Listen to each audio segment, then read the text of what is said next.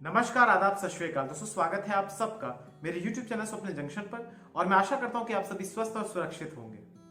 दोस्तों, आज इस वीडियो के माध्यम से हम लोग बात करेंगे भारत की फाइनेंशियल कैपिटल की, यानी भारत की आर्थिक राजधानी की, मुंबई की।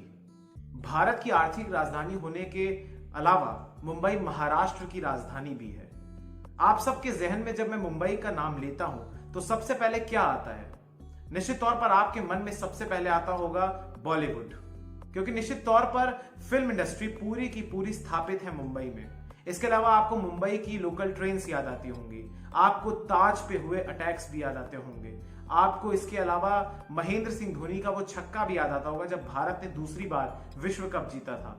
इसके अलावा आपको गेटवे ऑफ इंडिया याद आता होगा, बांद्रा वर्ली सी लिंक याद आता होगा, सिद्धि विनायक मंदिर याद आता होगा, हाजी अली दरगाह भी याद आती होगी। ऐसे तमाम चीजें आपको मुंबई का नाम लेते हुए याद आती होंगी। तो हम ऐसा कह सकते हैं कि मुंबई भारत के इतिहास में स्वर्णिम अक्षरों से अंकित पन्नों की तरह है। उसके अध्याय स्वर्णिम अक्षरों से भी लिखे हुए हैं तो वहीं काले अक्षरों से भी लिखे हुए हैं। और इन दिनों मुंबई में इस समय कोरोना वायरस का संक्रमण लगातार विकराल रूप धारण कर रहा है। देश की आर्थिक राजधानी के बारे में अगर मैं आपको बताऊं तो कुछ आंकड़े की मदद से आप समझने का प्रयास कीजिएगा। देश की आर्थिक राजधानी देश की जीडीपी में 6% का हिस्सा देती है। सोचिए, एक शहर 6% का हिस्सा देता है देश की कुल जीडीपी में, पूरी जीडीपी में। इसके अलावा जो फैक्ट्री एम्प्लॉयज हैं वो देश के 10% मुंबई में एम्प्लॉयड हैं। इसके अलावा जो 40% का फॉरेन इन्वेस्टमेंट आता है, यानी विदेशी निवेश जो आता है, वो देश में 40% मुंबई से आता है। इसके अलावा तमाम ऐसी चीजें हैं जो मुंबई को भारत की पहचान बनाती है, भारत का सबसे अमीर शहर बनाती है। लेकिन विरोधाभास यही है कि वो सबसे अमीर शहर भी है तो वहीं सबसे गरीब शहर भी है। गरीब लोगों की जो संख्या है वो सर्वाधिक है मुंबई में। यानी एक तरीके से आप समझिए कि Mumbai is a prosperous city, also it's a poverty city. Mumbai में जहां एक ओर गगनचुंबी इमारतें हैं तो वहीं दूसरी ओर स्लम्स भी हैं, उन्हीं के नीचे। धारावी मेरे जहन में सबसे पहले आता है, जो कि एशिया की सबसे बड़ी स्लम है और विश्व की सबसे बड़ी स्लम्स की जो लिस्ट है उनमें शुमार है उसका नाम।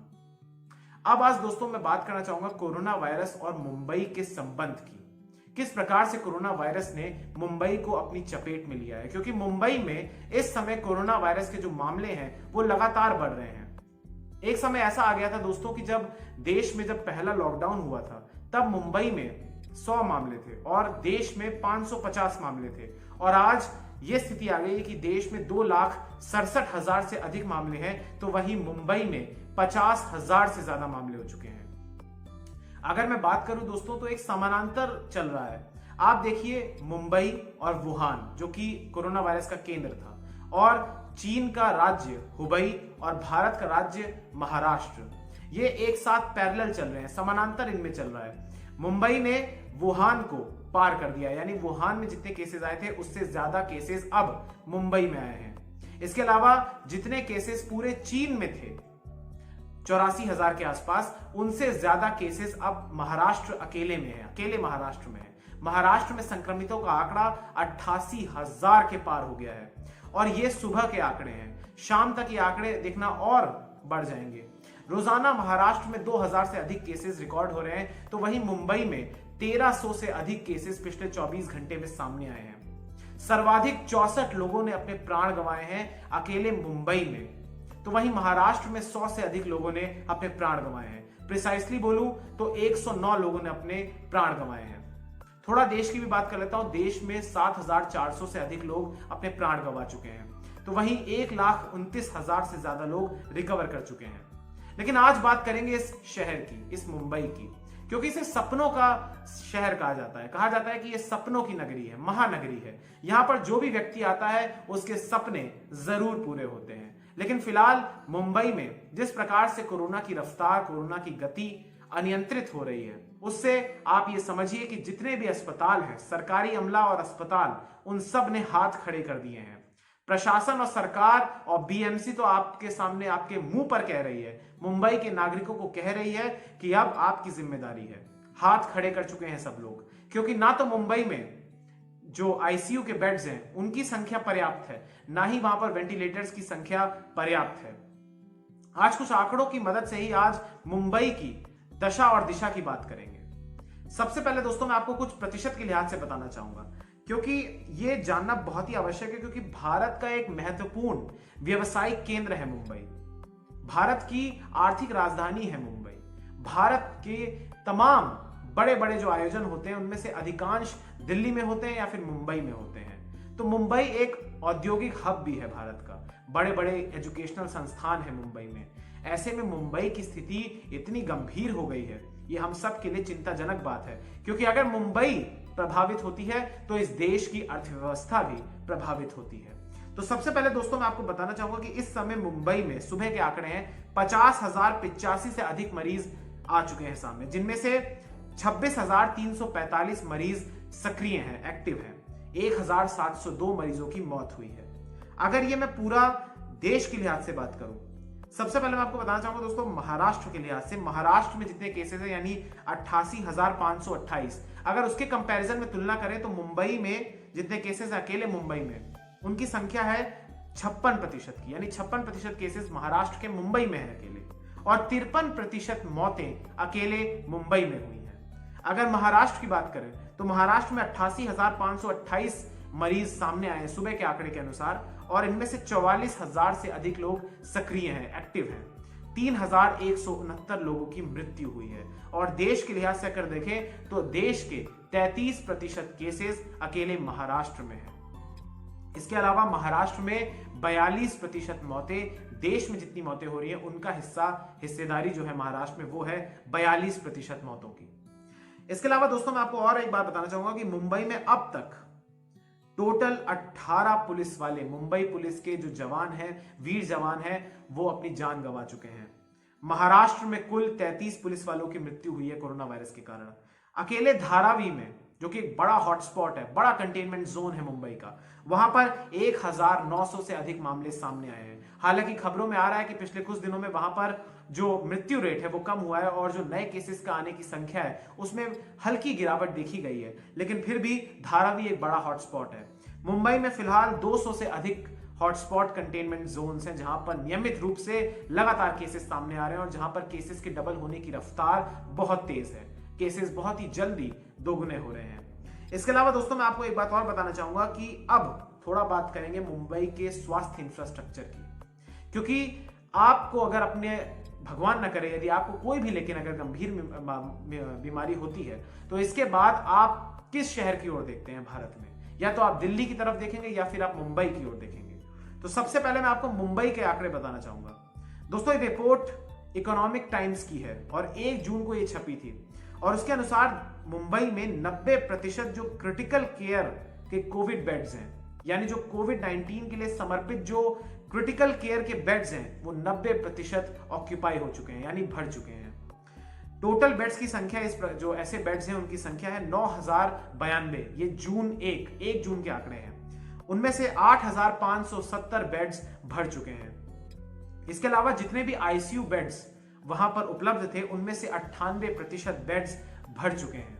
98% बेड्स पर मरीज अभी भी है, जो आईसीयू के बेड्स हैं। मुंबई की बात मैं कर रहा हूं। इसके अलावा मुंबई में मात्र 442 वेंटिलेटर्स हैं, जिनमें से 378 वेंटिलेटर्स ऑक्यूपाइड हैं। कितने कम वेंटिलेटर्स बचे हुए हैं। वेंटिलेटर आप जानते हैं कि जब गंभीर मरीज होते हैं तो उनको वेंटिलेटर्स पर रखना पड़ता है कोविड-19 के। इसके अलावा मैं दोस्तों एक चीज आपको और बताना चाहूंगा कारण से पहले, कि देश की आर्थिक राजधानी की जिस प्रकार से स्थिति आज हुई है उसके जिम्मेदार वहां के लोग भी हैं, क्योंकि लोग लापरवाह थे। लोगों ने सख्ती के साथ नियमों का पालन नहीं किया। तो वहीं सरकार भी, जो राज्य सरकार है, वो भी इसके लिए जिम्मेदार है, क्योंकि इस समय, इस कठिन घड़ी में जरूरत थी पब्लिक और गवर्नमेंट की पार्टनरशिप की, साझेदारी की, लेकिन ऐसा नहीं हो पाया। अब मैं दोस्तों आपको बताना चाहूंगा कि आखिर मुंबई के वो कौन से प्रमुख कारण हैं। आखिर ऐसा क्या हुआ कि देश की आर्थिक राजधानी सर्वाधिक तौर पर प्रभावित है। सबसे पहला कारण दोस्तों है मुंबई की पॉपुलेशन, मुंबई की जनसंख्या। भारत का सर्वाधिक जनसंख्या वाला शहर है मुंबई। विश्व के टॉप 5 शहरों की सूची में आता है मुंबई। जनसंख्या के लिहाज से।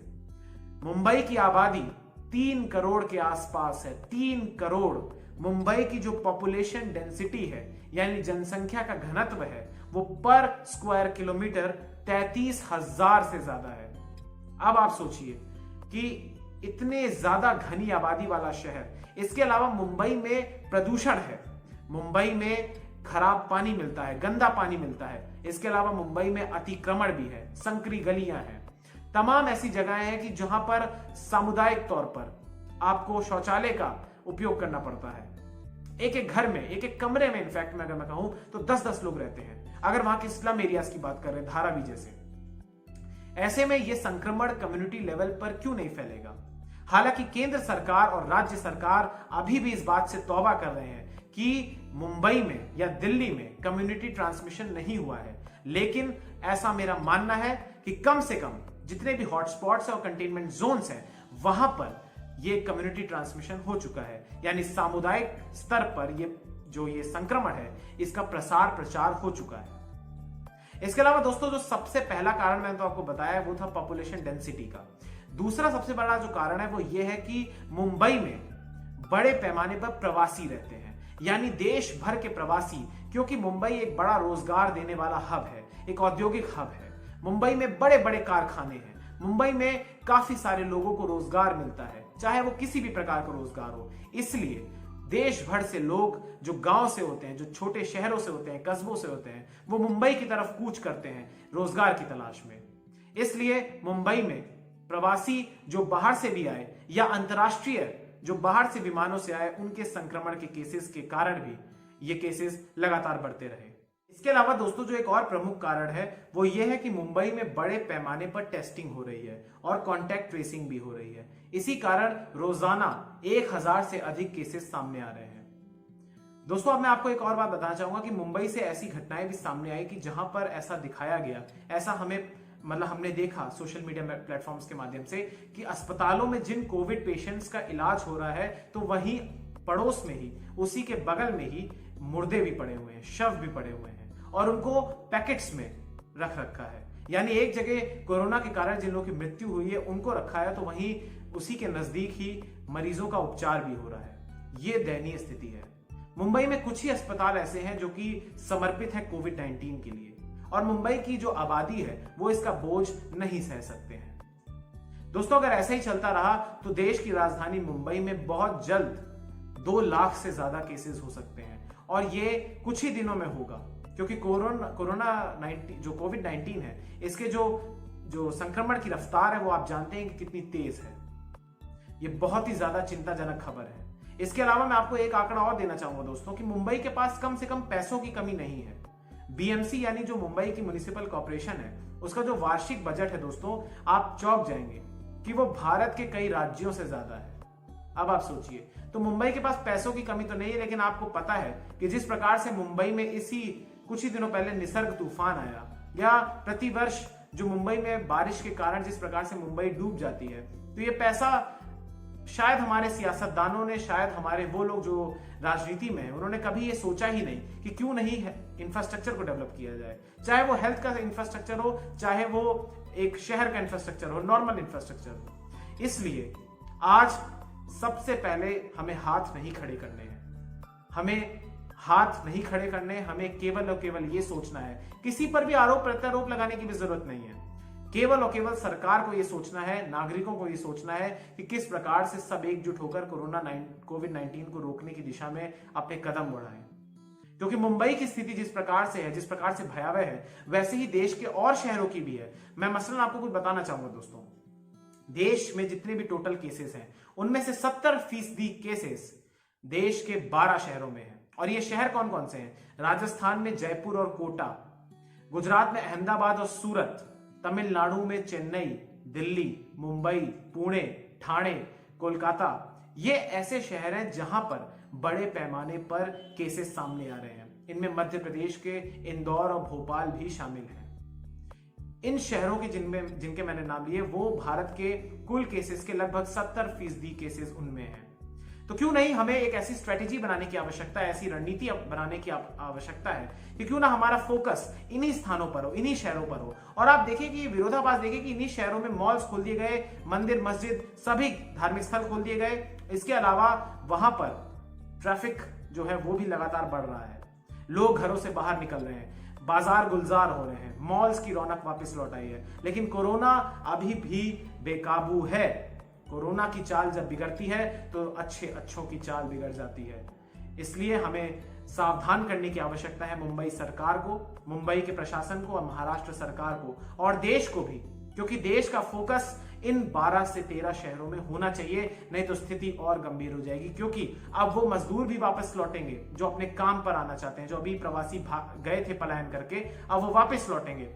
इसके अलावा जितने भी लोग हैं, अगर वो लापरवाही का मुजाहरा करेंगे तो लगातार उनके भीतर भी ये संक्रमण फैलेगा और ये चिंताजनक स्थिति होगी। और ऐसा मुझे दिख रहा है। हमें और सजग, सचेत और एक आक्रामक रणनीति अपनाने की आवश्यकता है। बहुत बहुत धन्यवाद दोस्तों। जय हिंद।